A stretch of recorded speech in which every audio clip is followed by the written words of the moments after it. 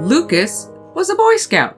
And even though he'd earned his Eagle Scout a couple of years earlier and wasn't really active with the Boy Scouts anymore, his Boy Scout troop needed a couple more leaders for a camping trip. So he decided to help out and take the troop down to the Antietam National Battlefield. Now, Antietam is a battlefield in Maryland that has the distinction of being the bloodiest day in Civil War history, where on September 17th, 1862, over 23,000 soldiers were either killed, wounded, or missing after 12 hours of savage combat. But Luke had grown up outside of Gettysburg, so ghost stories about Antietam didn't bother him at all. There was enough weird stories about Gettysburg that nothing else really fazed him. Now, this was kind of a big weekend for the Boy Scouts, as they were having other troops come in as well. They're all coming down to the battlefield for a Civil War weekend, full of Civil War education,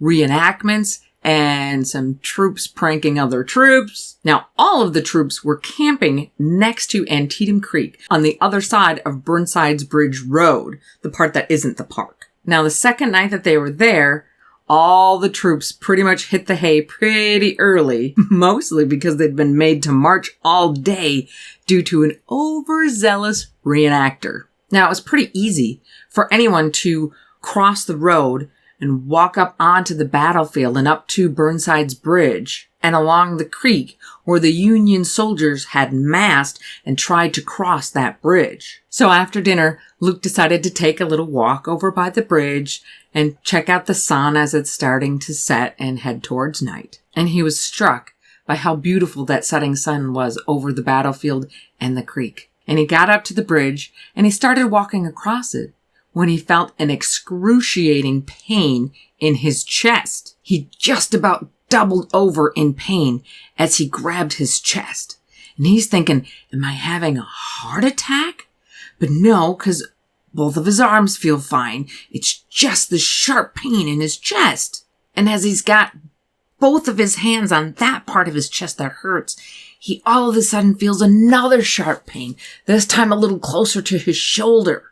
And when that pain struck, it knocked him over and he just about cracked his head open on the side of the stone bridge. He laid there for a few minutes freaking out until he could get up and he booked it back to camp.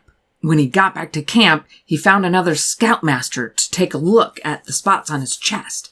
And all they could see were 2 red welts where those sharp pains were, and it looked like they were maybe turning into blood blisters, like he'd gotten hit with something. And the scoutmaster asked what he'd been doing, and Luke told him what he'd been doing, that he'd just been walking around on the battlefield. But not once did Luke ever think about haunting or anything like that. He just called it an evening and turned into bed for the night. Now, the next morning after breakfast, the troops were scheduled to meet with a park officer at Burnside's Bridge. Luke's troop and about 4 other ones were standing on the battlefield facing the bridge where the park official was detailing the history of the battle. And once the park official started talking about the bridge, Luke's ears kind of perked up, and he found out that Confederate sharpshooters had taken up positions on the other side of the bridge. And the side where they were all standing was the side that the Union soldiers had all massed up,